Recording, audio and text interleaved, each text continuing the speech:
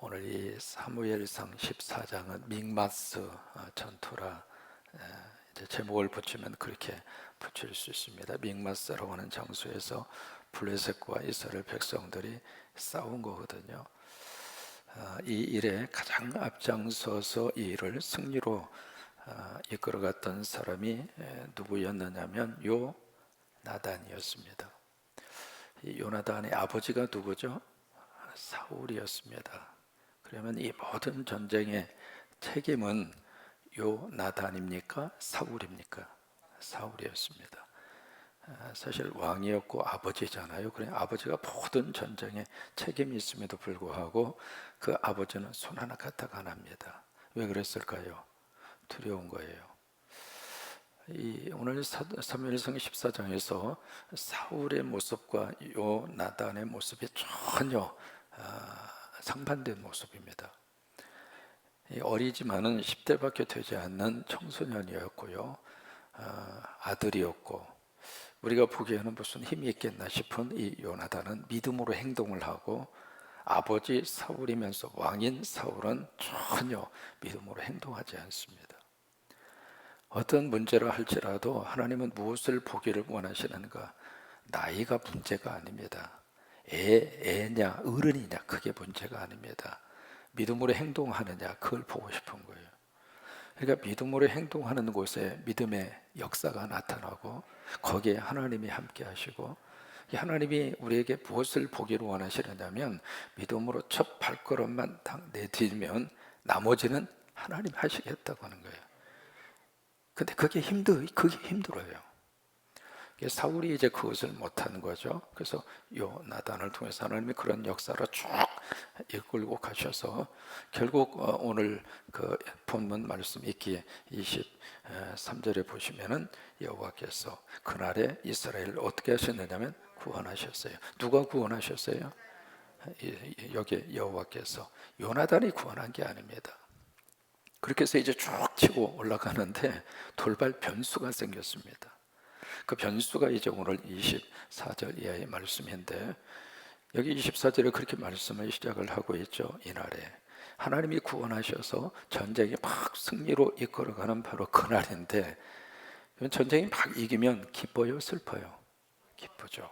신바람 나잖아요. 그러면 더 힘이 나죠.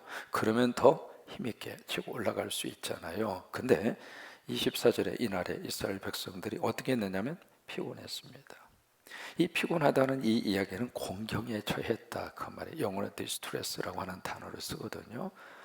아니 전쟁에서 이기고 있는데 왜 이 백성들이 공경에 처해져 있을까? 막 지금 적을 무찌르고 지금 치고 올라가는데 왜 이 백성이 지금 피곤할까? 그 이유를 설명을 하고 있습니다. 그 이유는 바로 사울을 통해서 명령이 내린 돌발 변수 때문에 그래요. 사울이 백성들에게 맹세를 시킵니다. 어떤 일이 있어도 저녁 시간을 딱 정해놓습니다. 저녁 그 다음이 중요해요. 뭐라고 사울이 지금 이야기하는가? 곧 누가? 내가 합니다. 여러분 성경을 읽으면서 주어가 왜 중요한가?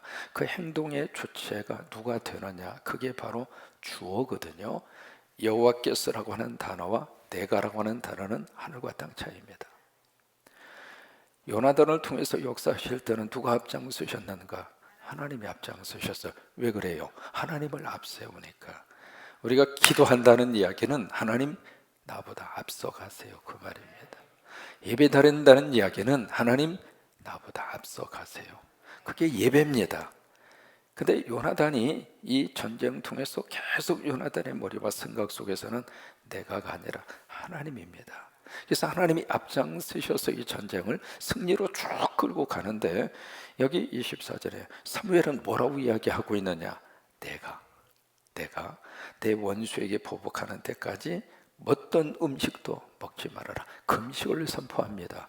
먹는 나라는 내가 죽여버리겠다. 조조받을지어다 그 이야기는 내가 처형시키겠다 그 말입니다. 갑자기 무슨 뚱딴지 같은 명령이냐고요. 전쟁터에 가서 지금 싸우는 사람이 먹어야 돼요? 금식해야 돼요? 먹어야죠. 힘이 나야 전쟁을 하든지 말든지 그러지. 한창 지금 싸우는 병사들에게 내가 이 원수 딱 무찌를 때까지 그때까지 너희들 어떤 일이 있어도 금식해라. 음식 먹지 말라. 그 명령을 지금 내린 거예요. 그러니까 백성들이 두려워서 음식을 먹지를 못합니다. 근데 이제 숲속으로 들어가 보니까 거기에 야생 꿀이 있어요. 꿀이 있는데 그 꿀을 보면서도 이 백성들이 침만 흘릴 뿐이지 먹지를 못하는 거예요. 근데 요나단 같은 경우에 있어서는 그 아버지의 명령을 못 들었거든요. 왜 혼자 들어가서 막 싸우느라고 아버지가 무슨 명령을 했는지를 몰라요.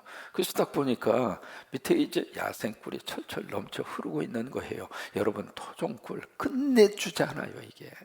그렇게 좋은 꿀이 지천에 널려져 있는 거예요. 널려져 있어서 지팡이로 꿀을 딱 찍어서 손으로 딱 먹으니까, 오늘 여기 성경이 뭐라고 말씀을 하시고 있냐면 27절에 보시면은 그의 손을 돌려 입에 대매 눈이 어떻게 졌어요? 세상 기운이 난 거예요. 사람이 피곤하고 지치고 배고프면 눈이 자꾸 내려오잖아요. 유리창이 자꾸 닫히잖아요. 근데 꿀 조금 이렇게 찍어서 먹었는데도 눈이 밝아지고 기운이 나고 힘이 솟아난 거예요. 여러분, 자연에서 얻을 수 있는 인류 최초의 음식이 무엇인가? 꿀입니다. 그래서 고대 역사로부터 시작을 해서 성서 시대에도 가장 중요한 식품이 바로 꿀입니다. 여러분, 잠언서에 보시면은 꿀은 기회가 있을 때 많이 먹어라 그렇게 이야기하잖아요. 꿀이 주는 효능은 몰라 다 말할 수 없을 정도로 이 꿀이 주는 이 에너지와 꿀이 주는 효능은 엄청납니다. 요즘에 이제 면역에 대해서 굉장히 관심이 많죠. 면역 체계를 강화시킬 수 있는 것이 꿀입니다. 여러분, 꿀을 많이 드시기를 바라고, 체중 감량에 효과적인 것이 꿀입니다. 다이어트 하시는 분들 꿀을 많이 드세요. 그 다음에 심장질환을 이렇게 잘 위험 요소를 감소해 주는 것이 바로 꿀입니다. 그 다음에 여러분, 식사를 하셨는데 소화가 잘 안 되죠.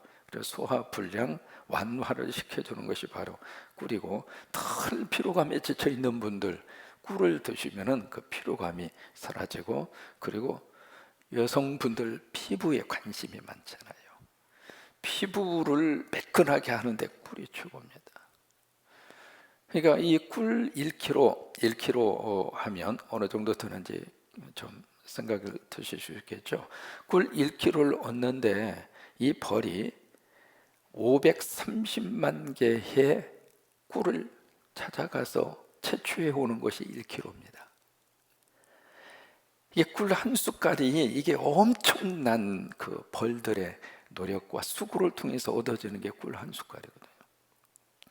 이렇게 좋은 꿀이, 토종꿀이 그냥 제철에 있는데 그 사울의 엉뚱한 이 명령 때문에 아무도 먹지를 못하고, 요나단은 아버지의 명령을 듣지를 못해서 그 꿀을 먹고 눈이 밝아져요. 그러니까 옆에 있는 사람 요나단에게 이야기합니다. 당신 큰일 났습니다. 아버지가 우리 이런 명령을 내려서 우리가 먹지를 못해서 결국 백성들이 다 공경에 처해져 있습니다. 그 이야기를 하는 거예요. 그러니까 29절에 요나단이 그렇게 이야기해요. 요나단이 이르되 내 아버지께서 이 땅을 어떻게 해요? 곤란하게 하셨다. 아들이지만은 아버지가 참 해도 너무한다. 아버지의 판단력이 지금 문제가 있다, 그거예요. 아버지가 지금 왜 이래 돌발 이런 상황을 만들어내셨는지 모르겠다, 그 이야기예요. 그러면서 하는 말이, 내가 이 꿀을 조금을 맛보고도 내 눈이 이렇게 밝았거늘. 그 다음에 30절, 하물며 백성이 오늘 그 대적에게서 탈취하여 얻은 것을 임으로 먹었다라면, 꿀뿐만이 아니라 블레셋 사람들에서 탈취한 것들이 있잖아요. 그것을 먹을 수 있도록 허락을 했더라면 블레셋 사람을 살육함이 더욱 많지 아니하겠는가. 그래서 요나단이 안타까운 마음을 그렇게 표현을 합니다. 31절을 보시면은 이제 백성들이 더 피곤해졌어요. 계속 싸우고 전투하고 그러느라고 이제는 더 백성들이 피곤해 완전히 밑바닥까지 그렇게 내려간 상태죠. 32절에 급기야 무슨 일이 발생하는가? 그냥 배고프니까. 사람의 3대 본능이 있습니다. 그 중에 절대로 참을 수 없는 것 중에 하나가 식욕입니다. 그래서 여러분, 사흘 굶어 담벼락 넘지 않을 양반이 없다고 그러잖아요. 수염이 석자라도 먹어야 양반이다. 금강산도 식후경이다. 길 중에 최고로 좋은 길은 위로 내려가는 길이다. 이게요, 식욕은요, 어떻게 이렇게 해볼 수 없는 문제거든요. 가장 기본적인 인간의 본능이고 욕구잖아요. 그리고 식욕을 채우지 않으면 아무것도 우리가 할 수가 없잖아요. 그러니까 이 백성들이 참다 못해서 거기에 짐승을 갖다 잡아먹는데, 그냥 율법에서 금하고 있는 피채 그냥 잡아서 먹는 거예요. 왜? 사람이 배고프면 눈이 뒤집히는 거예요. 율법이 뭐고 정신이 지금 없는 거예요. 배고픈데 그런 걸 생각을 하겠습니까? 결국에 이제 막 피채가 그냥 잡아먹는 거예요. 잡아먹음으로 33절에 보시면은 하나님 앞에 어떻게 내가 범죄하게 합니다. 그러니까 33절에 사울이 여기서 뭐라고 이야기하고 있느냐면, 사울이 이르되 너희가 믿음 없이 행하였도다. 이 사울의 아주 코믹한 말입니다. 이게 만약에 사울이 믿음이 있었더라면 이 전쟁은 진즉에 끝났어요. 요나단이 나서기 전에 사울이 믿음으로 이 전투를 행할 생각이 있었다면 이 믹마스 전투는 초반전에 승리로 끝났습니다. 그런데 사울이 믿음이 없이 주저하고 있었잖아요. 그럼 요나단이 믿음을 가지고 어린 아이였지만, 어린 청소년이었지만 믿음이 있었고 그 옆에 무기 든 자 부관이 같이 협력을 해서 이 일을 앞장서서 지금 하고 있잖아요. 그러면 내가 못하는 것 아들이 하고 있으면 아버지로서, 야, 하나님이 내 아들을 하나님이 쓰시는구나, 하나님이 역사하시는구나 그러면서 아멘 할렐루야 그리고 도구해주고 응원해주고, 그게 정상이지. 근데 지금 여기 사울의 묘한 심리적인 모습이 여기서 드러나고 있습니다. 그러니까 이 사울이 엉뚱한 말을 하고 있는 겁니다. 너희가 믿음 없이 행하였도다. 믿음 없이 행동하지 않은 사람은 누구냐면 자기예요. 사울이라 그 말이에요.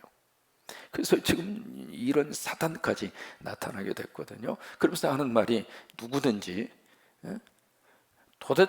도대체 누가 피를 함께 섞어서 먹어서 하나님 앞에 범죄했느냐. 그래서 막 사울이 막 그 호통을 칩니다. 그러면서 사울이 그 열쇠를 몰아서 블레셋을 끝까지 점령하자 그러면서 돌격 명령을 내리죠. 그러니까 제사장이 좋습니다. 그러나 하나님 앞에 여쭤봅시다. 그래서 브레이크를 걸어요. 그래서 하나님 앞에 막 기도해요. 하나님 어떻게 할까요? 근데 응답이 없는 거예요. 응답이 없으니까 이 사울이 도대체 누가 죄를 지어서, 어떤 녀석이야, 누가 죄를 지어서 하나님이 응답하지 않는 거야. 사실은 문제는 누구한테 있어요? 사울한테 있는 거예요. 자꾸 남에게서 원인을 찾습니다. 누구 때문이야? 누가 잘못했어? 지금 하나님이 응답하지 않는 거야. 그래서 생각을 하고 빨리 제비 뽑아. 그래서 제비를 뽑으면서 하는 말이 또 한 번 코믹한 말을 합니다. 만약에 요나단이 뽑힌다 할지라도 내버려 두지 않을 거야. 사실 그런 말을 할 필요가 없거든요. 그렇게 해서 이제 제비를 뽑은데 누가 뽑혔어요? 세상에 요나단이 뽑힌 거예요. 그래서 요나단을 그 자리에서 처형시키려고 합니다. 그러니까 도가 좀 지나치고 있죠. 처형하려고 그러니까 이제는 백성들이 들고 일어납니다. 전쟁 영웅이잖아요. 요나단 때문에 지금 이렇게 살게 됐고, 요나단 때문에 블레셋을 지금 치고 올라갈 수가 있었고, 그러니까 백성들이 어떻게 요나단을 죽이는다고? 죽이면 안 된다고. 그러면서 이게 쭉 이제 블레셋을 치고 올라가는 그 기세가 이런 일 때문에 다 거기서 기가 꺾여버려요. 꺾여버려서 더 이상 블레셋을 추격을 못합니다. 그리고 이 전쟁이 미완성으로 끝납니다. 나중에 결국 이 블레셋 때문에 요나단이 죽습니다. 오늘 성경이 우리에게 무슨 메시지를 주시기 위해서 이것을 기록을 했을까? 이게 첫째로 뭘 우리가 보느냐면 이 사울의 성급한 맹세입니다. 지금 이 상황에서 금식하라고 하는 그 맹세를 할 이유도 없고 할 필요도 없습니다. 너무 성급하게 맹세를 본인도 하고 백성들에게도 성급하게 맹세를 시킨 거예요. 여러분, 성경 우리에게 뭐라고 말씀하시는가? 예수님도 그렇게 말씀을 하셨죠. 맹세하지 말아라. 왜 맹세하지 말라고 말씀을 하셨을까? 그 이유가 있습니다. 예수님 믿으면 내 안에 예수님이 계세요. 예수님이 계신다는 이야기는 하나님이 계신다 그 말이에요. 예수 그리스도 하나님이 같은 분이잖아요. 하나님이 계신다는 이야기는 창조주가 내 안에 있다 그 말이에요. 그러면 창조주 하나님이 내 안에 있는데, 하나님께서 창조하신 이 세계의 피조물, 그 피조물에 무엇을 넣고 내가 맹세한다는 이야기는 앞뒤가 안 맞는다 그 말이에요. 그래서 하늘로도 하지 말아라, 땅으로도 하지 말라, 발등상으로도 하지 말라. 왜 그랬을까? 하나님이 내 안에 계시는데 하나님 이외에 그 어떤 것으로도 맹세할 만한 것이 세상에는 없다 이 말이에요. 우리가 예수 그리스도가 없는 사람들이 자꾸 맹세합니다. 그러나 예수 믿는 사람은 맹세할 이유가 없습니다. 그리고 맹세할 필요도 없습니다. 그래서 이 맹세에 대해서 예수님이 그래서 우리에게 그렇게 가르쳐 준 거예요. 그런데 우리는 너무 쉽게 맹세합니다. 혹시 여러분 기억하십니까? 93년도인가요? 그 유명한 올 로비 사건 기억나십니까? 한국의 대기업의 회장님 사모님이 검찰총장 부인에게 3천만 원 해당하는 옷을 줬다는 거예요. 기억나시죠? 근데 이게 문제가 된 거예요. 한쪽은 대기업의 회장 부인이고 한쪽은 검찰총장 부인입니다. 한쪽에서는 3천만 원짜리 옷을 줬다고 그러고, 와, 세상에 90년도 초에 3천만 원짜리 옷, 세상에 눈이 1m까지 튀어나올 정도로 어떻게 그런 비싼 옷이 있었나 싶잖아요. 그러니까 전체 국민들이 그냥 전부 다.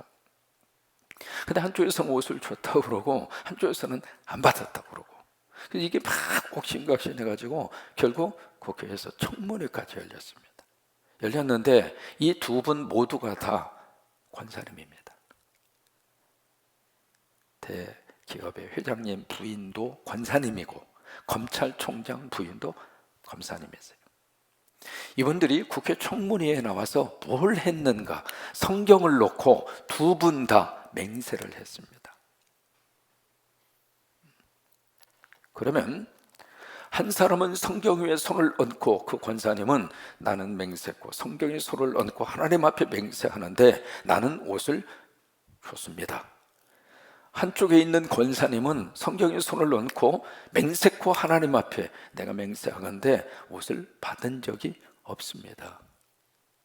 그러면 어떻게 됐어요? 혹시 여러분 가운데 옷 받은 분 계세요? 코믹한 행동을 전체 국민들 앞에서 권사님이, 이게 지금 뭐냐고. 이게 그 사람들의 문제로 끝나지 않습니다. 우리는 너무 쉽게 하나님의 이름으로 맹세합니다. 너무 쉽게 우리는 예수님의 이름을 걸고 맹세합니다. 그러지 말라 그 말이에요. 무슨 주장을 하고 싶으면 그냥 주장을 하세요. 거기에 하나님의 이름을 집어넣고 성경을 집어넣고 그러지 말라 그 말이에요. 여기 사울은 너무 성급하게 지금 맹세를 하고 있습니다. 그러면 그것을, 그 옷 로비 사건, 그 뒤에 이제 어떻게 끝났는가, 그건 모르겠습니다. 그러나 중요한 것은 그 모습을 딱 이렇게 지켜보면서 도대체 저 사람들이 맹세한 그 하나님은 어떤 분인가? 도대체 둘 중에 한 사람은 거짓말을 하고 있는 건데, 그죠? 누가 거짓말을 했는가? 그건 본인들이 알 거 아니겠습니까? 그 본인들의 거짓말을 왜 하나님을 내걸고 맹세라고 하는 이름으로 커버하려고 그러느냐고요. 하나님이 그렇게 우습게 보였느냐고요. 내가 믿는 하나님을 그렇게 취급해도 괜찮느냐 그 말이에요. 그러지 말라 그 말이에요. 두 번째로 우리가 여기서 뭘 느끼느냐면, 이 사울이라고 하는 사람이 얼마나 지금 과시용에 사로잡혀져 있는가. 이 과시용은 다른 말하면 외식하고 있는 전형적인 모습입니다. 아들을 통해서 이 전세가 바뀌어졌잖아요. 그리고 이제는 막 블레셋을 향하여 치고 올라갈 정도로 막 사기가 올라 있잖아요. 그러니까 은근히 슬그머니 자기 아들이 올라가는 꼴을 아버지가 못 보고 있는 거예요. 만약에 이 전쟁에서 승리한다면 그 전쟁 승리의 모든 공이 누구에게 가느냐면 요나단에게 가. 그럼 나는 뭐야? 왕으로서 이 채통이 뭐야? 이거 큰일 났네. 은근히 속에서 올라온 거예요. 그게 왜 그러냐? 그래서 안 되겠다 싶어서 지금 아들보다도 아버지가 앞장서서 뭔가 지금 과시를 하고 싶은 거예요. 이 전쟁의 승리자는 나다. 내가 앞장서서 싸워서 이 전쟁을 승리로 이끈 사람이다 라고 하는 아들에게 가야 할 그 공을 아버지가 중간에서 가로채는 거나 마찬가지거든요. 그런 식으로 과시용으로 지금 이것을 바라보고 있습니다. 그래서 이 사울이 내가 라고 하는 단어를 쓰고 있는 거예요. 결국 이 사울에게 있어서는 의식이 오늘 이 문제를 꼬이게 만든 하나의 원인 제공이 된 거예요. 여러분, 외식이라고 하는 것은 밖에서 밥 먹는 걸 외식이다 그러잖아요. 그러니까 외식하지 말라 그러니까 밖에서 밥 먹지 말라 그 말이 아닙니다. 외식이라고 하는 것은 겉모양만 번들한 거죠. 겉모양만 화려한 것이 외식이죠. 하나님께서는 외식하는 것을 원하지 않습니다. 차라리 이 순간에 사울이 자기 아들을 통해서 일하시고 계시는 하나님을 찬양했더라면, 항상 그래요. 내가 못하더라도 다른 사람이 하나님을 위해서 하고 있는 헌신과 좋은 모습이 보이면 아멘 해주세요. 할렐루야 해주세요. 아, 저분이 오셔서 하나님 잘 섬겨주시는구나. 저분이 우리 교회에 오셔서 새 가족이지만 참 열심으로 예배 참석하고 헌신해주고 참 고맙다, 참 감사하다. 여러분 옆에서 아멘 해주시고 할렐루야 해주시고 그리고 격려해 주시고 꼭 그렇게 하시게 되기를 부탁합니다. 사울처럼 하지 마세요. 내가 못하니까 네가 하는 거 내가 꼴을 못 봐. 그러면 안 돼요. 그러니까 사울의 그 모습이 그 속에서 왜 이런 모습이 나타날 수밖에 없는가? 결국 사울 속에 지금 뭐가 작동하고 있는가? 질투와 시기입니다. 아들이라 할지라도 그 아비 속의 질투와 시기가 결국 이 사단을 만들게 된 하나의 요인이 됐습니다. 여러분, 어떤 일이 있어도 이 의식은 하나님께서 기뻐하지 않습니다. 프랑스의 루이 14세 여러분 기억하시죠? 그분이 만든 것이 베르사유라고 하는 궁전입니다. 지금도 그 베르사유 궁전 화려하게 이를 데 없습니다. 그 궁전을 세상에 그 옛날에 루이 14세가 그걸 지어놓은 거예요. 이게 황제가 그렇게 화려하고 그냥 다 그런 식으로 이렇게 나가니까 그 영향이 귀족들에게 미쳤고요. 귀족들에게만 영향이 미친 것이 아니라 일반 서민들에게도 그 영향이 그대로 미쳐서 그때 그냥 루이 14세가 통치하던 그 시절에 프랑스의 모든 국민들은 모두가 다 화려한, 그래서 소비가 막 엄청나게 늘어나게 됐고, 소비가 늘어나게 되니까 물가가 올라가게 됐죠.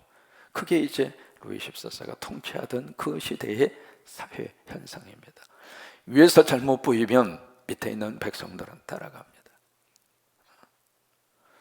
그래서 나라가 거들났어요. 거들났어요. 그래서 백성들이 도저히 이렇게 우리는 못 산다. 그래서 프랑스의 왕정 체제를 엎어버립니다.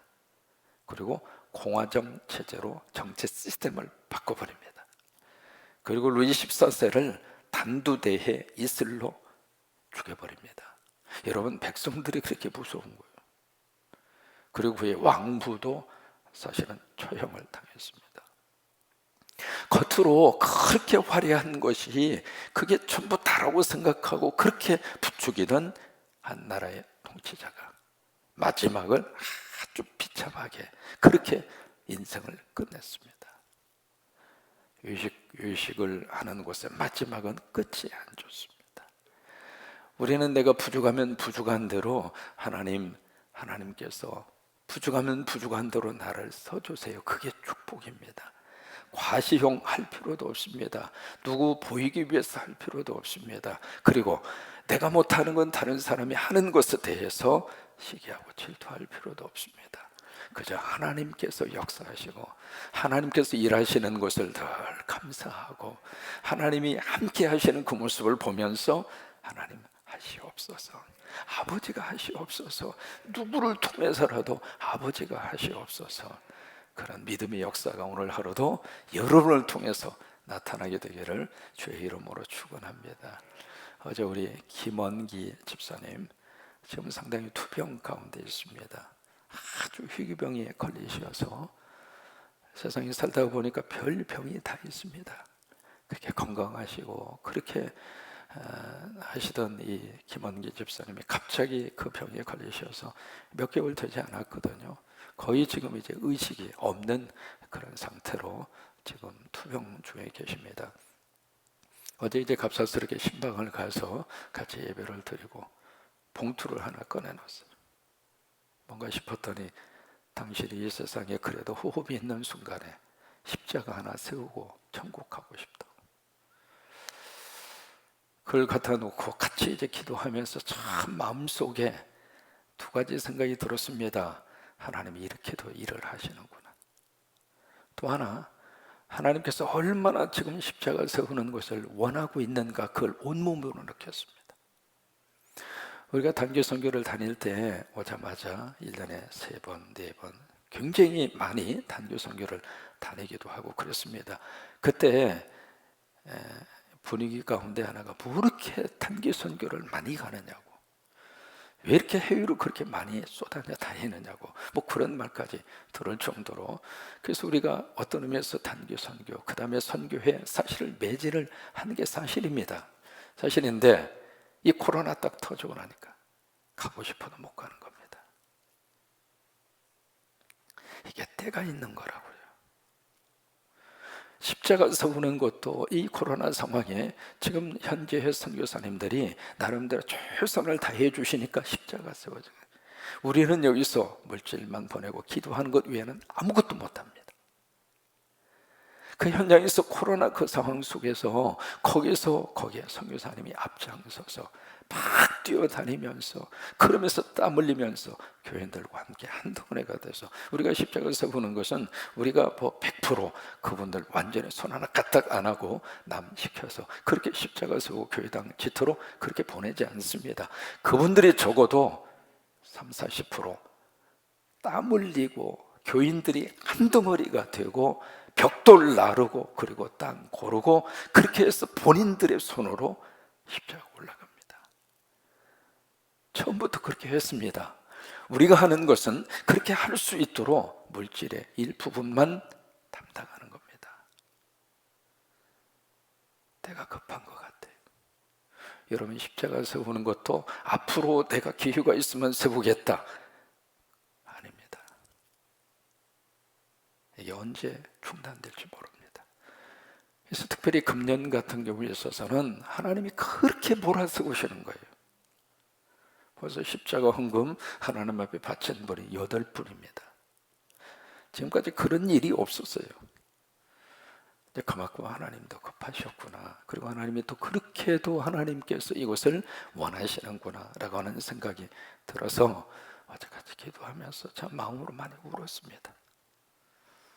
그 정신이 없는 그런 상태 속에서도 가시기 전에 내가 십자가 하나 세우고 나 천국 가고 싶다, 하나님 앞에 가고 싶다, 그 마음을 받아서 우리 박길배 권사님 같이 거기에 눈물로 같이 호응하고 같이 기도와 자녀들도 마찬가지고 그래요. 여러분, 뭐든지 하나님께서 하고 싶어하고 하나님이 길을 열어주시는 그 시간이 정해져 있습니다.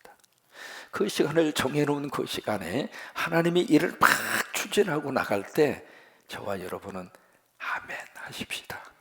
내가 못하는 거 누가 하고 있으면 하나님 하세요. 그를 통해서라도 하나님 하세요. 그게 성광교회 이름으로 하는 거잖아요. 우리 교회 이름으로 하나님 하세요.